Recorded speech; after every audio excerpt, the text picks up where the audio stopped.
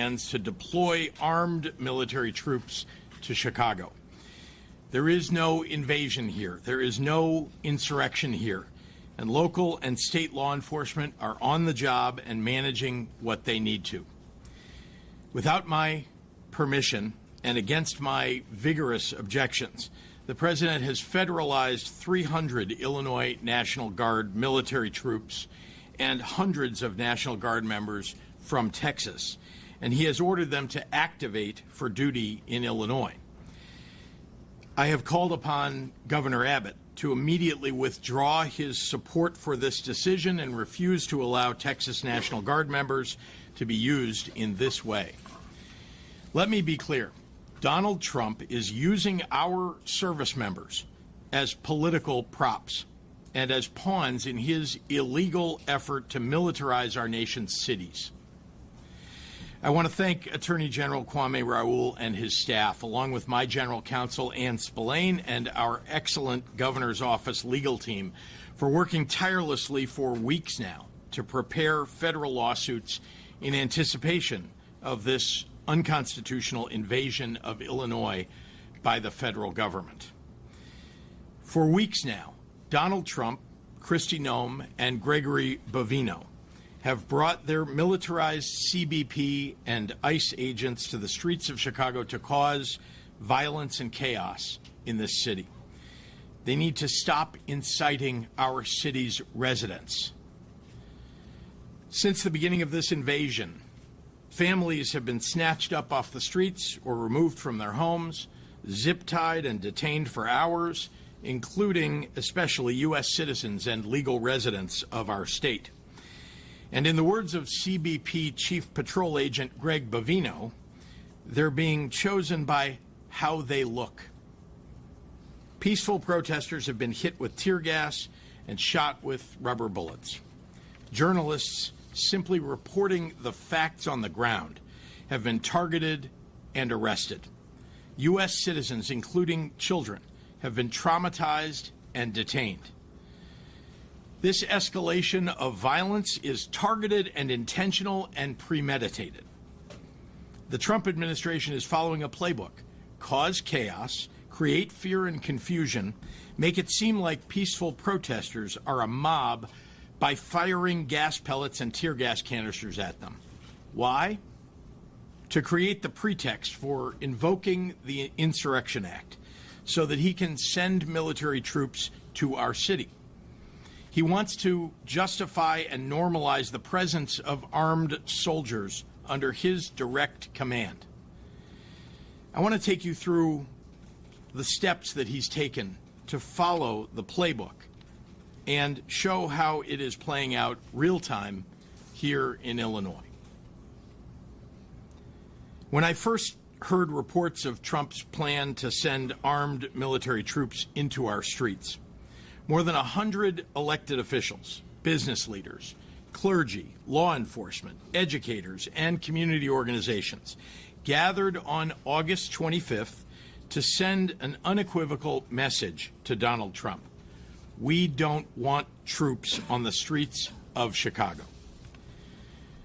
There was never an insurrection or an invasion on the ground that justified the deployment of the military to our American city. We stood out there on a beautiful day at River Point Park to make that point.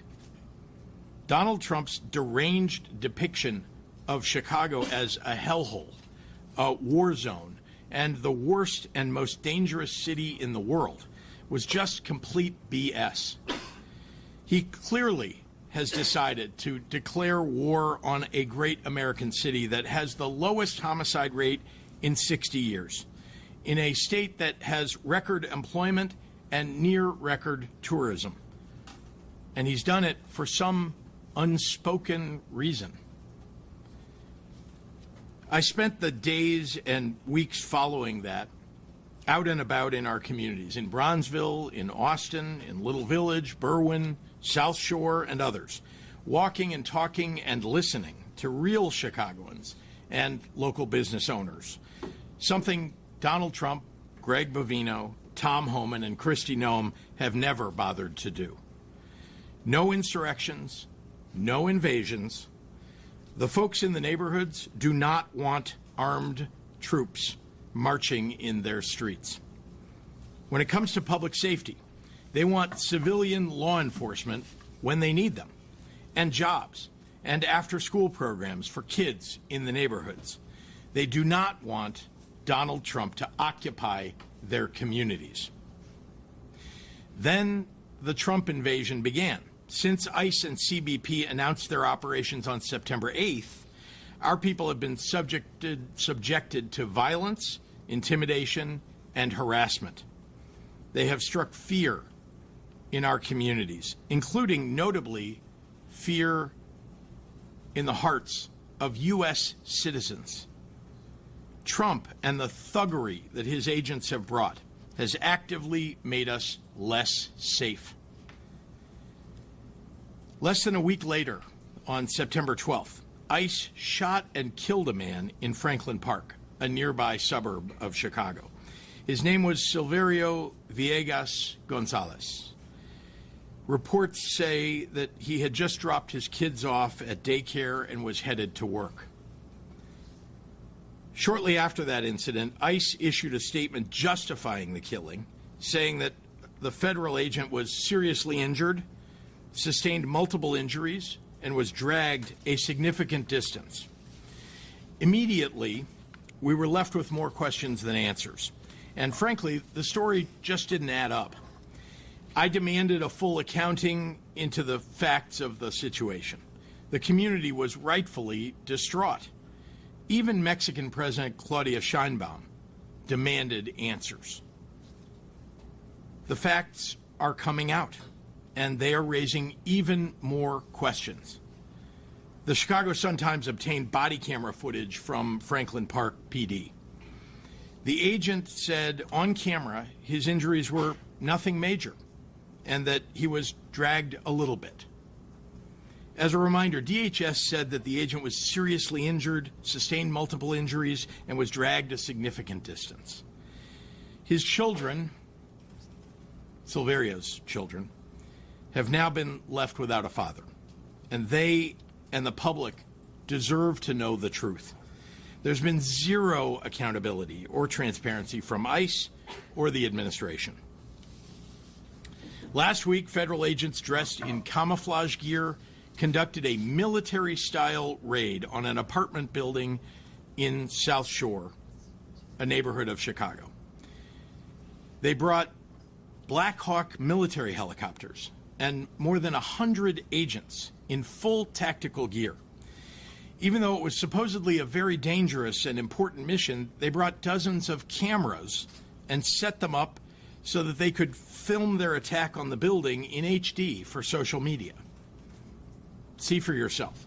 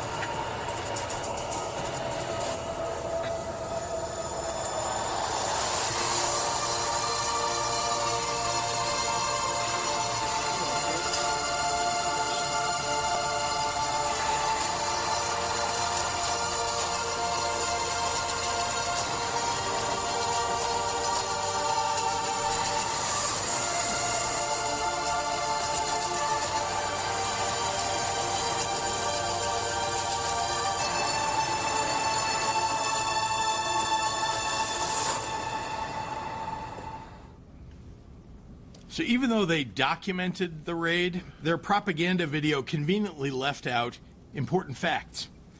In the dead of night, and seemingly for the cameras, armed federal agents emerged from the Black Hawk helicopters, rappelling onto the roof of that apartment building. According to media reports, the agents ransacked multiple apartments and detained almost everyone in the building, including U.S. citizens and children who had done nothing wrong. Witnesses told reporters that federal officers zip-tied the hands of people, including children and seniors. Some, including U.S. citizens, were detained in the back of vans for hours. Seemingly proud of this shameful treatment of innocent people, they recorded it, and Kristi Noem posted the video, bragging about the operation. Since we sat through that propaganda, I think it's important to hear directly from members of the community who experienced this takeover of the building. Neighbors like Ebony Watson says they ducked for cover as they heard several flashbangs go off. They was terrified. The kids was crying, people was screaming. They looked very distraught. I was out there crying when I seen the little girl come around the corner. Because they was bringing the kids out too. Had them zip tied to each other. That's all I kept asking. Where's the morality? Where's the human? One of them literally laughed. He was standing right here. He said, them kids. Watson says budget trucks and military-style vans were used to separate parents from their children.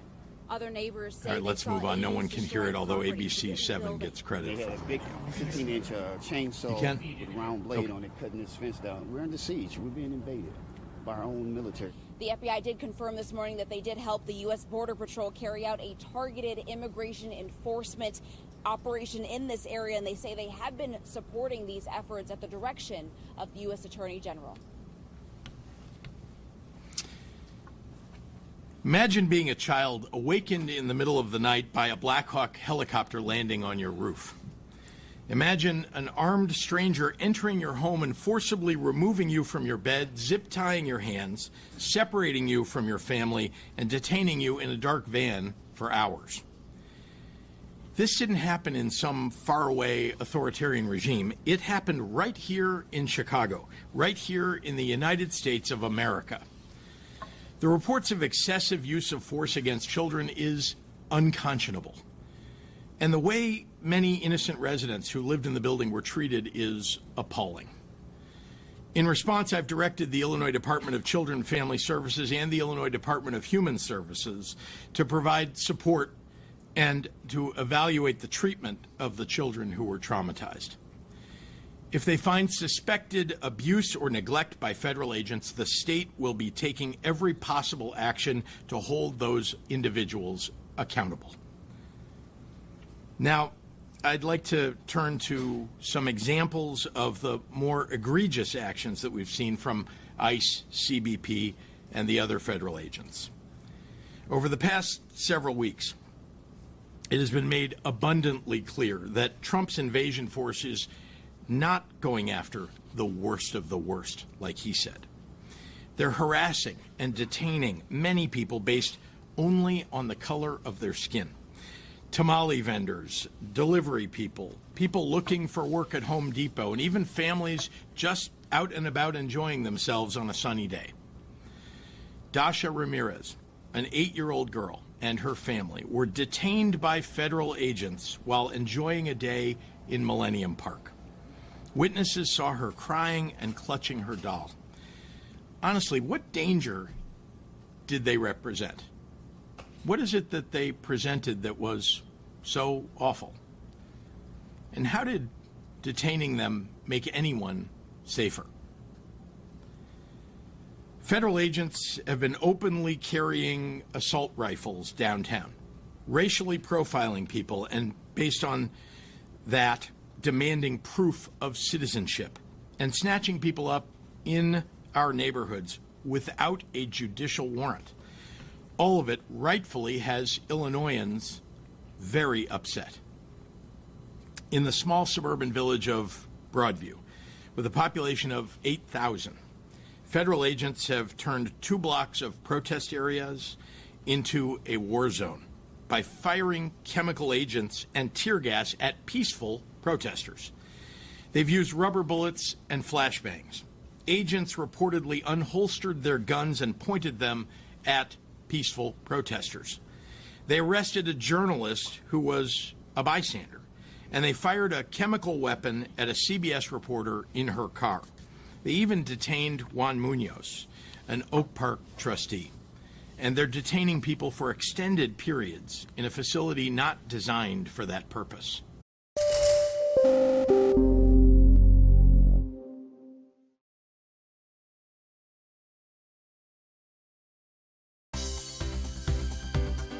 For more news and updates, all you need to do is follow CNBC TV 18 on all of our digital platforms.